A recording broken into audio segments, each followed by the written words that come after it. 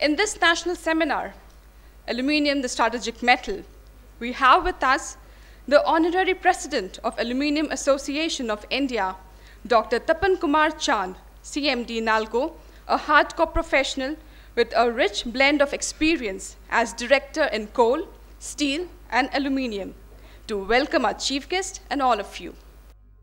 Aluminium sector in contemporary time is undergoing one of the toughest challenges, as all metals, be it steel, be it copper, be it aluminium, be it zinc, all are undergoing a sluggish market condition. There are hopes that economy will have a rebound because USA economy has shown signs of firming up with their employment rate increasing to 3%, which is well within a matured economy. But the recent happenings, be it in Greece or the possible exit of Britain from European Union, things have become again uncertain. Aluminium prices in global as well as domestic market has nosedived in the last 1 or 2 years. From an average of 1889 LME during 14-15, it came down to 1680 in 15-16. Now there is a prediction that it will be coming down to 1550 or 1540.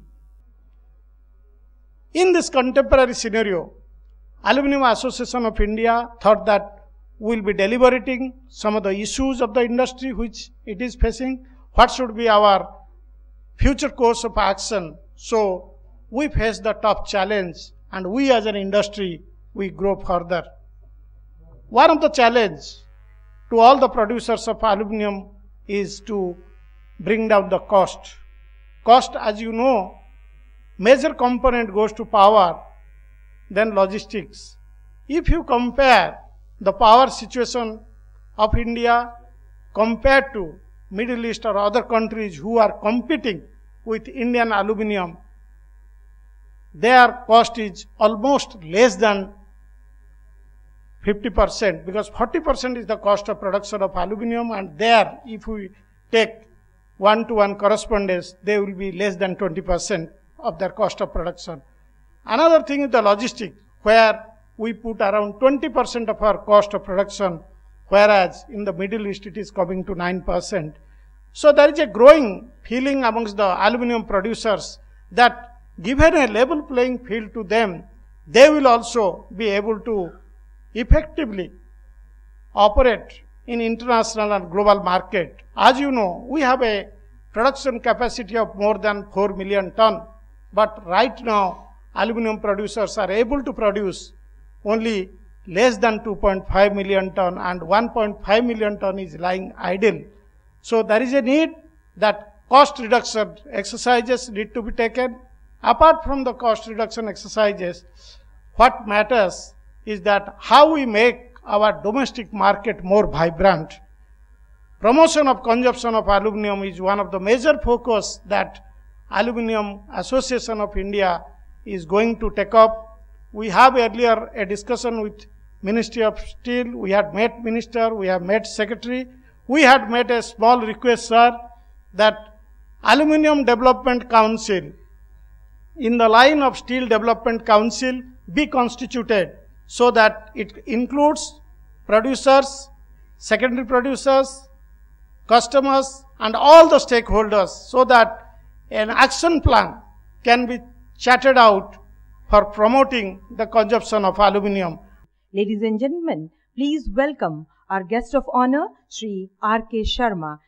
There is tremendous potential for growth in the industry in India because this consumption is growing and it is expected to grow further because of the versatility of this metal. India is the second largest producer capacity-wise and third largest consuming country of aluminium in the world. Though the industry is currently facing many challenges, mainly arising from the increase in the cost, cheap exports and the fall in prices, the medium to long-term outlook for the industry is very good, and this is the right time for the industry to put in place its investment plans for the future. Odisha, with more than half of the country's bauxite and about 1/4 of the coal reserves, is the right place for the aluminium industry to dream its dreams from. I compliment Dr. Chand and the Aluminium Association of India to bring the next international conference on aluminium in KEL 2017 to Bhubaneswar. I also sincerely hope that our own gem, the Navratna Nalco, will actively promote the aluminium park for downstream industries in Odisha to complete the value addition chain, which starts from mining to refining to smelting, and it should go on to aluminium based industries, so that more employment is created in the state and the state can get full benefit of its mineral resources. Whatever be the challenges, however, we are always better armored to fight when we are together as an industry. On that note, may I request our esteemed chief guest to release the National Directory of Aluminium Industries 2016.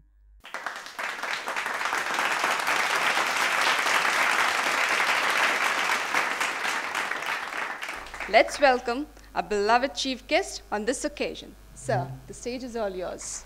That aluminium is a metal for future, and as the India grows, as the GDP growth rises, as the infrastructure expands, there is a natural scope for growth of aluminium sector in India. Currently, the per capita consumption of aluminium is very, very low. I think it is about 2 kg or so, and there is a tremendous scope to grow. So the scope is unlimited, at least for another decade or 2 decades. And on the other side, there are huge reserves of bauxites available with us. We are 7th in the world as far as reserves are bauxite reserves are concerned, and these are in the tune of nearly 3.7 billion tons of bauxite reserves are there. So especially this is abundant in Odisha as well as in Andhra Pradesh. These are the 2 states where there is a tremendous scope for exploration, and that is why the policy, I am saying that this policy will go a long way to facilitate aluminium production in India. If we see the global scenario, there has been a moderate growth of about 6% in production and about 4% in consumption, if we see the global scenario. But when we come to India, then in 2015-16, aluminium production has witnessed a growth of about 19%, while on the consumption side, the growth was 25%. It is a remarkable growth in mineral sector, especially in respect of aluminium. However, the matter of concern is that the installed capacity which has been created by primary industry is very, very low. So the installed capacity is far more what their production level at present is.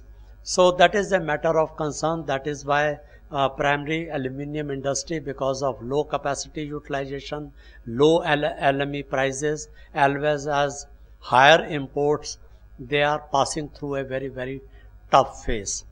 And government is we are taking certain measures to mitigate these problems. But however, we have to take a very, very balanced view, because we have to keep the concerns of secondary industry and downstream industry as well as scrap and other segments into consideration.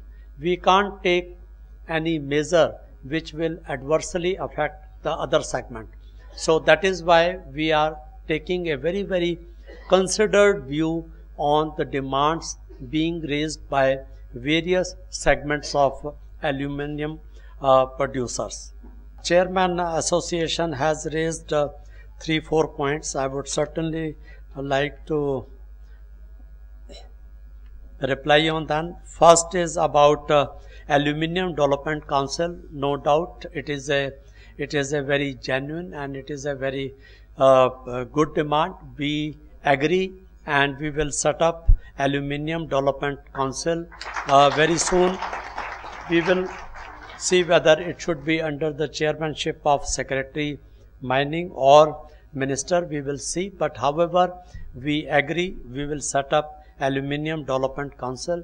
In fact, I will also request aluminium industry that they should carry out some independent study as to how to facilitate various segments of aluminium under the existing scenario, under the existing regulatory framework of government and the scenario as being projected for the future.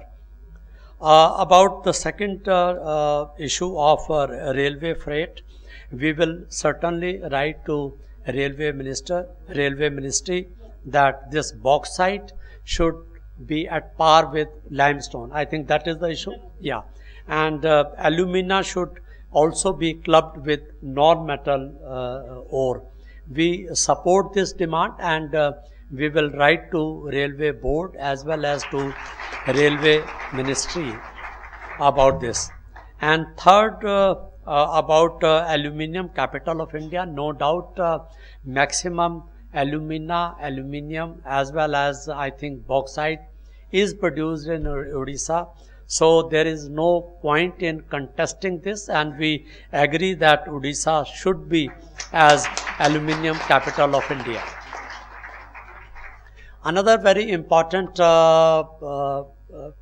decision which I would like to tell you that NALCO has agreed to Government of India's suggestion, and they are going to take up Puri temple for overall development under Swachhata Abhiyan.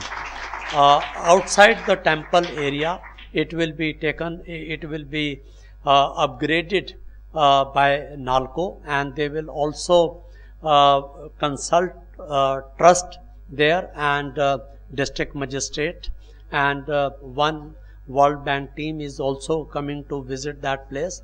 And I have requested CMD NALCO that they should take initiative in this direction, and we want that Jagannath Puri temple should be developed as a world-class center.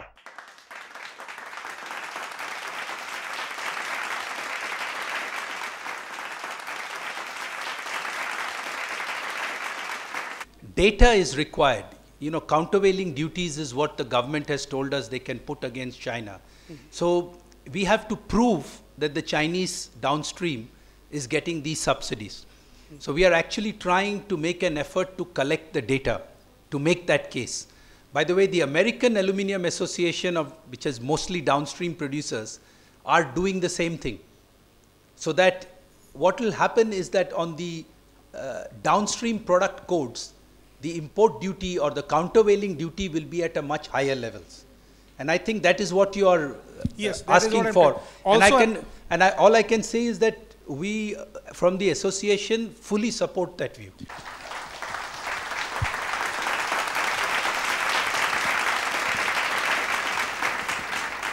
Thank you, sir.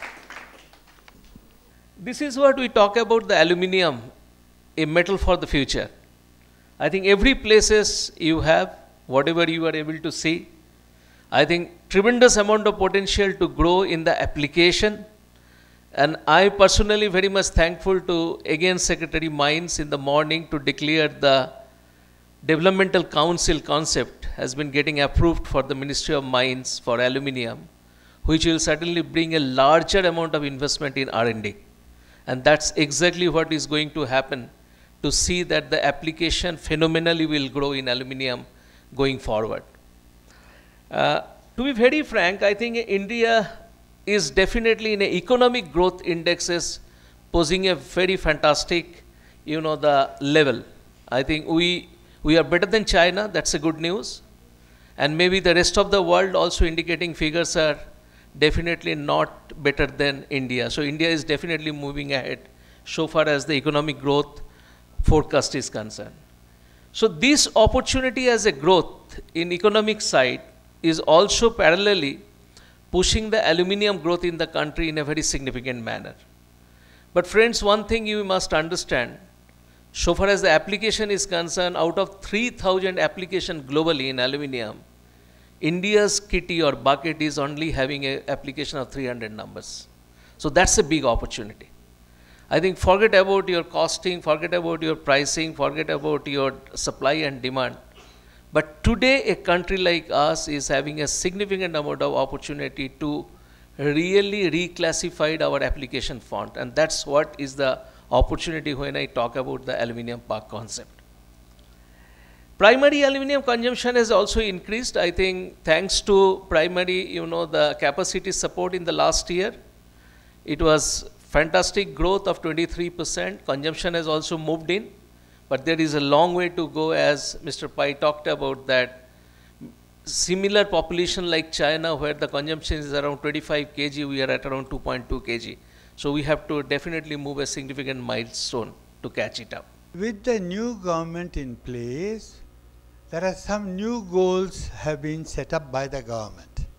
And with these new goals, I think moving to higher possibilities of profit and success are easily possible. So this is the first time that Aluminium Association as an association has thought of taking overall growth of aluminium industry. That means, let us take aluminium nails is a small application of aluminium. Right from molten aluminium or bauxite to nails will be undercovered by Aluminium Association. So Aluminium Association is very clear. It is wherever aluminium can be finally used. It can be a staple for a tea bag.